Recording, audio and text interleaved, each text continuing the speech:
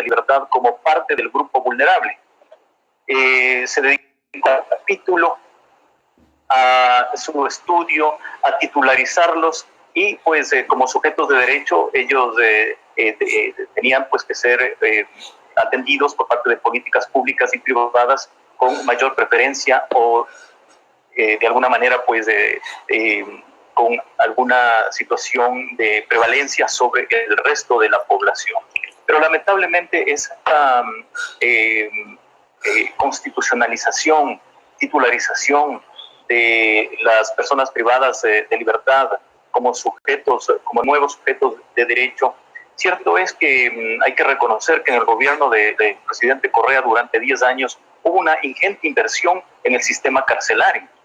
Pero lamentablemente la finalidad de rehabilitación social y de reinserción familiar no se ha cumplido hasta la fecha. Hablábamos la semana anterior con el profesor Pavarotti y él nos decía que la crisis que vive las cárceles en América Latina con el coronavirus lo que ha hecho es agravar la situación, porque la emergencia de las cárceles prácticamente es un común denominador en toda América Latina, pero el coronavirus lo que hizo es agravar nada más esas crisis. Doctor Rojas, ¿usted cree que es hora de repensar en un nuevo sistema carcelario en América Latina? ¿Es hora de repensar un nuevo derecho penal latinoamericano? El profesor Zaffaroni, cuando alguien le preguntaba desde Colombia aquello, él fue muy empático y señaló que era imposible prácticamente pensar en un sistema penal latinoamericano. Pero puertas adentro, Ecuador, Bolivia, Argentina, el coronavirus nos trae lecciones para todos, ciertamente, en todos los niveles, pero ya desde el ámbito, o desde el espacio, desde la perspectiva académica, ¿se debe repensar en un nuevo derecho penal, en un nuevo derecho penitenciario, doctor Rojas? A ver, yo respondo la primera parte de su pregunta, que evidentemente es harto interesante. Yo soy un poco más escéptico y comparto lo que dice el profesor Zaffaroni. Creo que en épocas de expansionismo penal, pero fundamentalmente de globalización, reducir el pensamiento penal a construir un derecho penal latinoamericano es un poco, me parece, para utilizar la terminología precisa, tener una visión un poco miope. La globalización ha hecho en buena medida que todos podamos estar interconectados desde cualquier parte del mundo. Yo puedo tener gracias a la globalización, una videoconferencia y una entrevista, usted estando en Quito y yo estando acá en Santa Cruz de la Sierra. El derecho penal no es ajeno a eso y no es ajeno a los cambios sociales que hemos producido. Entonces, la dogmática penal, el derecho penal en estricto sentido, ha sido trabajado por tantos estudiosos que ríos tinta han desarrollado un derecho penal. Lo que tenemos que hacer desde mi perspectiva no es crear un derecho penal porque ya ese derecho penal ha sido desarrollado, sino es, en muy buena medida, vía política criminal de acuerdo al sistema constitucional que tenga cada país, recoger los principales postulados de ese derecho penal democrático y adaptar a esa realidad social. El delito es delito aquí, en China, en Estados Unidos, en Ecuador y en cualquier parte del mundo. Y el delito en nuestra tradición es concebible como una acción típica, antijurídica y culpable que tiene como base fundamental la teoría del delito. La teoría del delito es, palabras más, palabras menos, en Alemania, en España, en Italia, en Francia, en Ecuador, en Bolivia, en Brasil, en Paraguay, la misma. Entonces, lo que se debe trabajar, creo, es la base político-criminal, una política criminal, si se gusta, de rasgo latinoamericano y una criminología latinoamericana, porque ahí sí que tenemos aspectos en común para trabajar. No tanto un derecho penal en estricto sentido, yo veo que hay un desarrollo extraordinario del derecho penal y de la dogmática penal, pero que no somos lo suficiente capaces para hacer una autocrítica y reconocer que nos hemos quedado corto con las ciencias empíricas, trabajando, no le damos mucha importancia a los criminólogos. Obsérvese que son pocos los criminólogos relevantes y no leemos en nuestras facultades, no estudiamos a profundidad criminología, que es importantísima. Otro tema importantísimo, sociología, la sociología criminal, y otro tema importantísimo que nos planteó Roxin allá por los 70 en su obra maravillosa, Política Criminal y Sistema Penal, que el derecho penal tiene que ir casado y de la mano con una política criminal. Y lo que nos está faltando a los estados latinoamericanos, en Bolivia, me refiero particularmente porque es el ámbito de cultura que conozco y que estudio, es una política criminal acorde a nuestro sistema constitucional. Nuestro sistema constitucional se basa, dice el artículo 1 de la Constitución Política del Estado, que tenemos como un modelo de Estado un Estado unitario, social, de derecho plurinacional comunitario. El desafío particularmente, por ejemplo, de los bolivianos es construir una política criminal para un Estado plurinacional, para un Estado que es como el Ecuador, convive con una concepción tradicional de personas interculturales como nosotros, pero también respeta la cosmovisión indígena originaria. Ese es un tema, me parece importante. Entonces, resumiendo la primera pregunta, ¿no es, a mi juicio, necesario la creación de un derecho penal latinoamericano? Porque el desarrollo del derecho no se puede crear, por ejemplo, una intervención delictiva entendida como autoría y participación para los latinoamericanos. Eso es un absurdo. No se puede crear una tipicidad para los latinoamericanos, las categorías del delito están desarrolladas. Lo que sí es importantísimo es la relevancia de los datos que nos aporta la criminología y que nos dice cuál es la política criminal que debemos emplear. Y ahí tenemos entonces, ¿es necesaria una criminología para Latinoamérica? Sí. ¿Es necesaria una política criminal de cada estado latinoamericano? También. Sí, esa sería mi respuesta. Ahora bien, respondiendo la segunda parte de la pregunta, el coronavirus ha sido despiadado, como lo decía precedentemente. Esto ha demostrado, uno, una violación masiva, una masacre sangrienta, diría el profesor Zaffaroni en su terminología, de persecución a veces implacable de delitos contra la salud. Pero lo que nos ha demostrado también es que el derecho penal, ¿no?, o la eficacia de la pena y de la prisión preventiva sirve para nada o para poco. Tenemos, por ejemplo, en mi país más del 80% de presos preventivos por delitos como robar o hurtar una garrafa, un celular, hurtar, no sé, 20 dólares, cosas así, ¿no? Por delitos tan ínfimos que tenemos presos que corren el riesgo de perder sus vidas cuando han lesionado de modo ínfimo unos bienes jurídicos y cuando el propio Código de Procedimiento Penal boliviano establece las salidas alternativas o los criterios de oportunidad. ¿Para qué? Para descongestionar la cárcel. El tema es que, insisto, políticamente no es un negocio para quienes ostentan circunstancialmente el poder dedicarle tiempo a los presos y ver que efectivamente sus derechos y sus garantías constitucionales son mínimamente cumplidas. Esto es, mínimamente se los trata como personas y no como animales peligrosos, ¿no? Ese es el planteamiento. Y el reto de nuestro sistema judicial es concebir a la prisión preventiva y a las penas menores como, en primer término, lo de la prisión preventiva, como una medida de última ratio, como una medida excepcional de lo excepcional, porque todas las medidas cautelares penales son excepcionales. La medida cautelar de detención preventiva es de última ratio, es lo último que se va a aplicar. Y segundo, que los estados latinoamericanos criminológicamente hagan un relevamiento penitenciario de qué presos tienen condena, que ya han cumplido la parte mínima de la condena, o las 2/3 partes, o la mitad, que no son delitos graves y que dicten las correspondientes leyes de indulto o de amnistía. Ese es un tema fácil, no complejo porque no se requiere dinero, se requiere que un gabinete de criminólogos, sociólogos participe en una reunión con el presidente y la Asamblea Legislativa y a partir de ahí dicten medidas de indulto y de amnistía.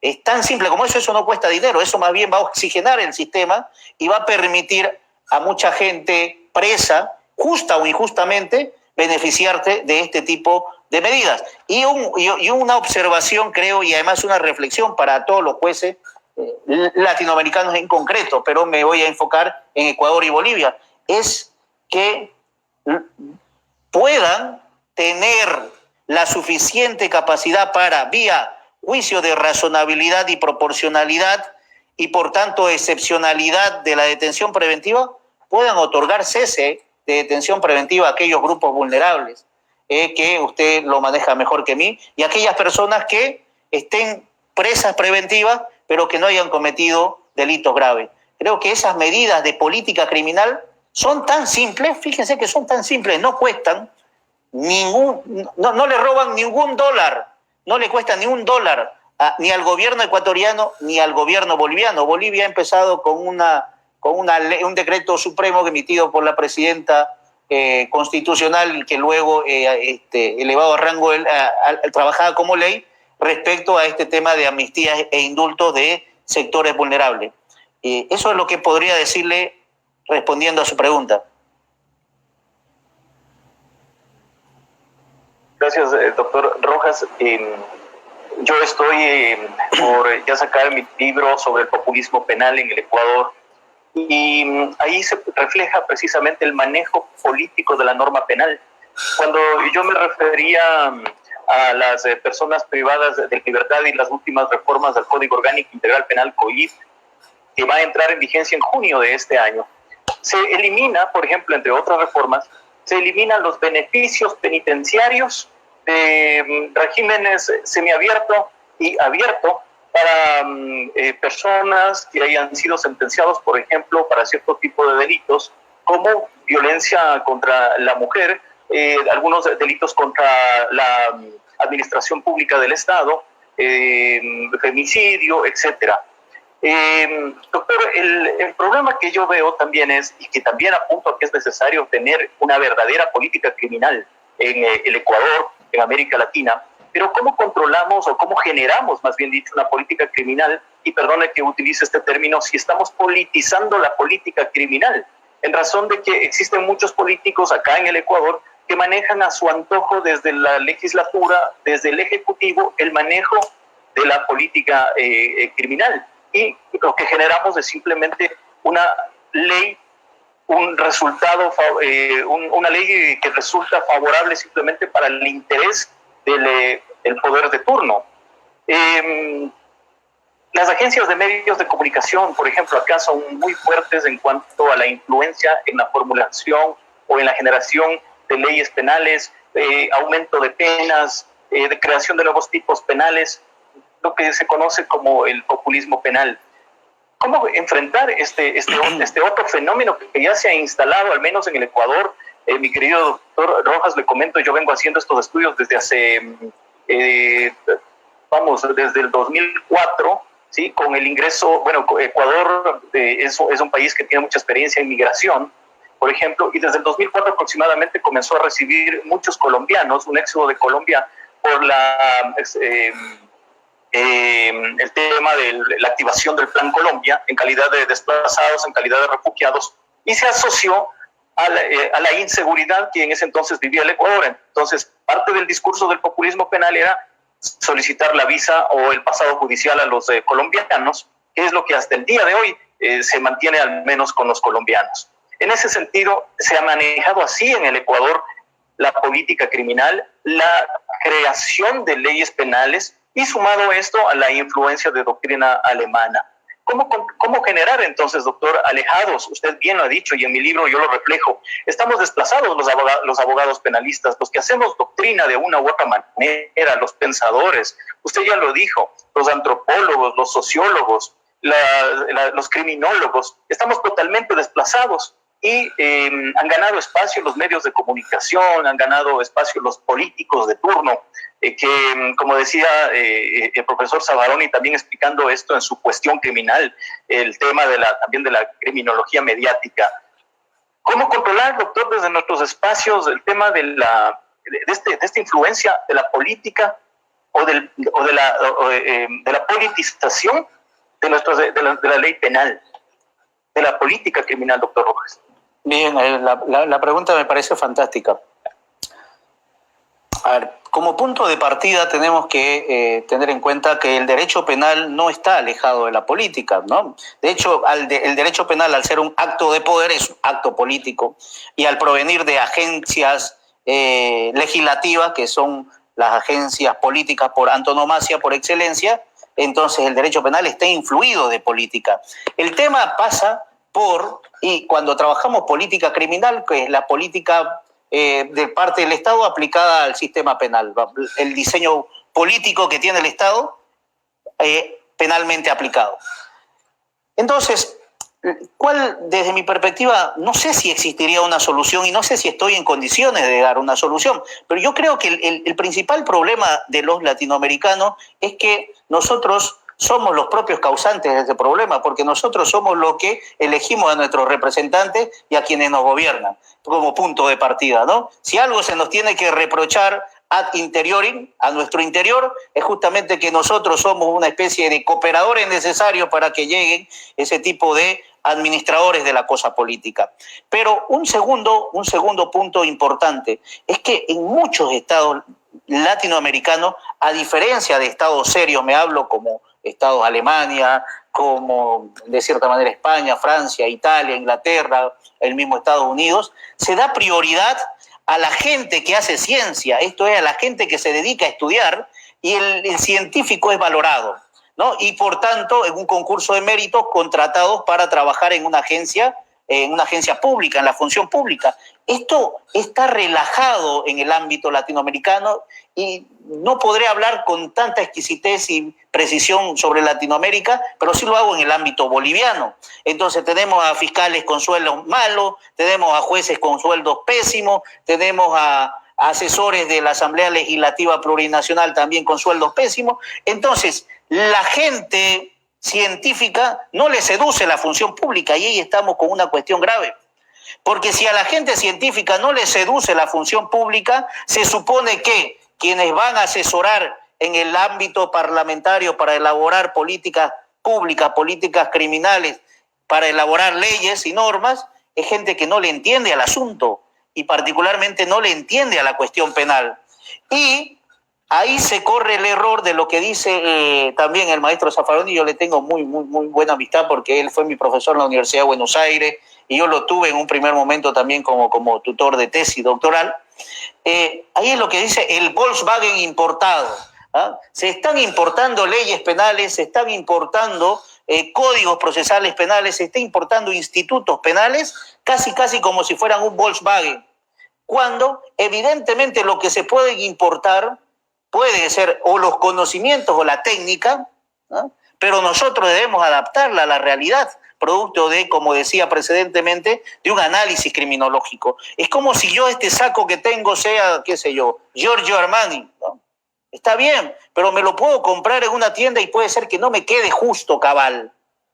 Pero lo que yo puedo traer es o la tela o el conocimiento, ¿para qué? Para en Bolivia confeccionarlo. ¿De acuerdo a qué? A mi talla. Y eso es lo que está pasando en el ámbito de la política criminal y en el ámbito de la codificación o de la elaboración de leyes penales. Estamos trayendo sacos que no están a nuestra medida. ¿Solo por qué? Por la marca. Roxin, Jacobs, Schunemann, Silva Sánchez. Sí, está bien, son unos genios. Pero de repente esa teoría en su totalidad no es aplicable totalmente en algunas cosas en nuestros medios. Y reflexiono con esto último.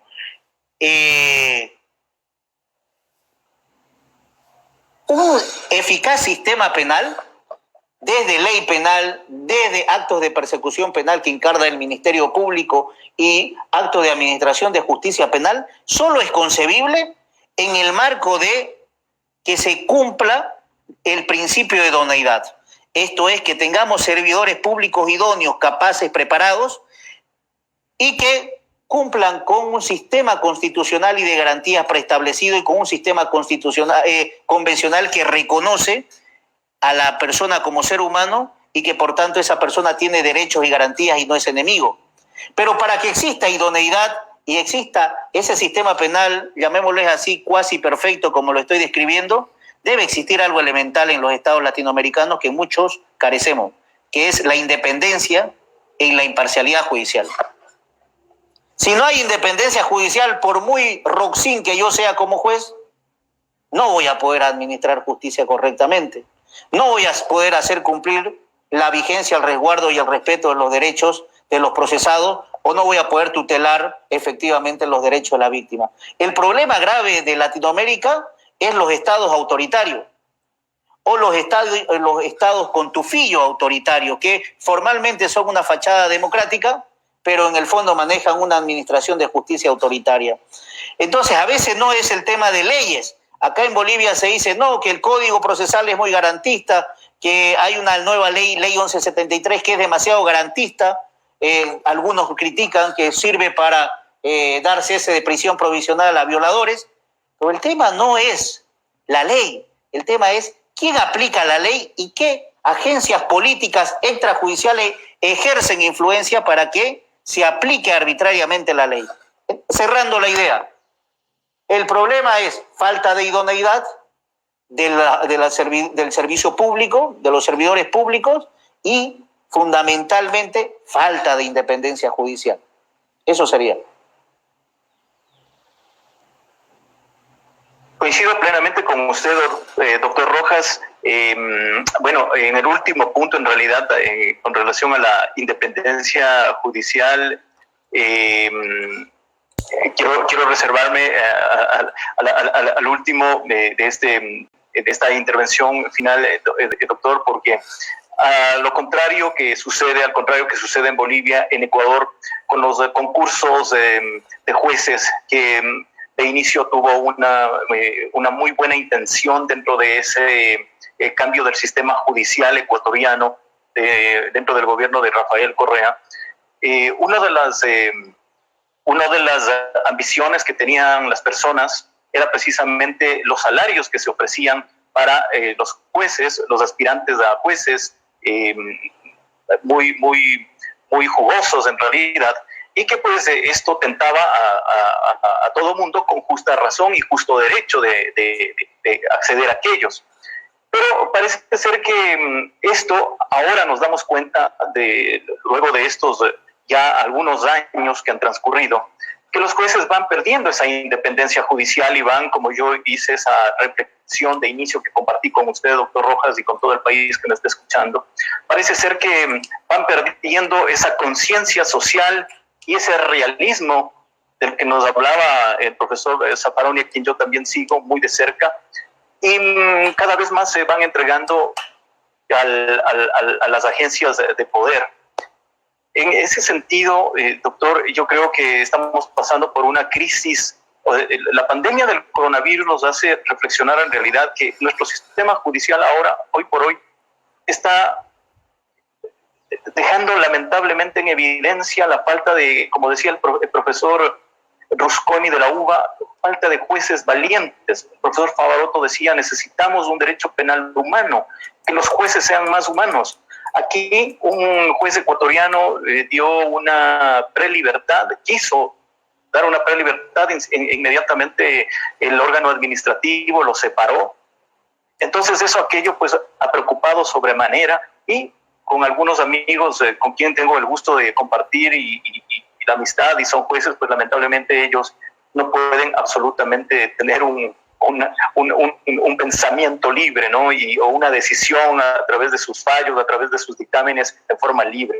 Eso es lo que sí preocupa, doctor. Este coronavirus, esta pandemia también nos deja precisamente dentro o para el derecho y para la administración de justicia en especial, esa emergencia también.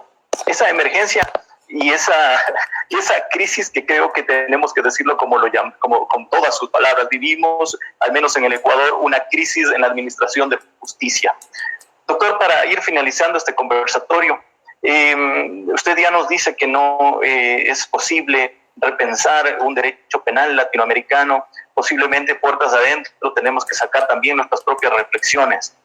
Hablo de nuestros países. Sí, tenemos la teoría del delito, la teoría de la pena, Pero, doctor, justamente la pena, como usted señalaba, para ya ir terminando, se ha convertido también esto en un hecho político. Usted ya lo dijo. Los jueces, a través de sus sentencias, a través de sus dictámenes, hacen actos de gobierno, hacen actos de poder.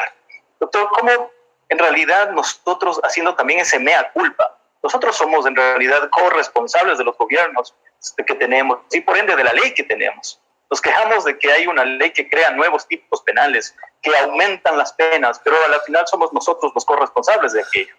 Sin embargo, doctor, como insisto una vez más, me parece a mí que es súper vital esa influencia de la partidocracia o de los intereses electorales sobre nuestra área o nuestra ciencia o nuestra materia, ¿no? Como es el derecho penal, más politizado que cualquier otra, doctor, para finalizar.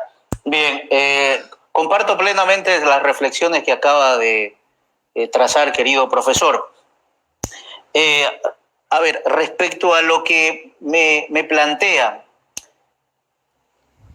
Michel, ministro de Justicia, lo primero que hago es una cumbre, ¿no?, o una reunión entre todos los actores que conforman el sistema penal, pero a la vez con los medios de comunicación, porque los medios de comunicación hacen lo que se llama el juicio mediático, que no requiere sentencia, que no requiere respetar las reglas del proceso justo, debido proceso.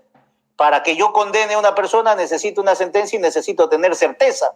Para que un medio de comunicación condene a una persona no requiere absolutamente nada, solo sacar al aire una noticia, ¿eh?, sea falsa o sea verdadera. ¿Y por qué reflexiono sobre esto? Con esto voy finalizando. Porque en muchos medios de comunicación, particularmente sucede en mi país, de aquel procesado por el delito famoso de violencia doméstica, ¿eh?, o aquel procesado por violación sexual o feminicidio, que es la moda en este tiempo, lamentablemente, y ha obtenido cesación a la prisión preventiva, o el Ministerio Público no ha colectado los suficientes indicios para acreditar su grado de responsabilidad penal y el juez le ha dado medidas alternativas o sustitutivas a la prisión preventiva, el otro día está el titular gigante diciendo juez libera violador, cuando lo que ha hecho no es liberarlo, sino darle una medida cautelar, no de última ratio como es la detención preventiva, pero que tiene como finalidad asegurar la averiguación de la verdad y garantizar el sometimiento del procesado al juicio oral público y contradictorio. Eso es lo que podría decirle, querido doctor, y no sin antes felicitarlo por la noble labor que realiza en pro de construir una academia latinoamericana, que eso es importante, construir ejes específicos sobre la academia latinoamericana, y en pro también de informar e ilustrar a la ciudadanía con programas tan prestigiosos como el de usted, al que me honra y al que me siento verdaderamente privilegiado de participar.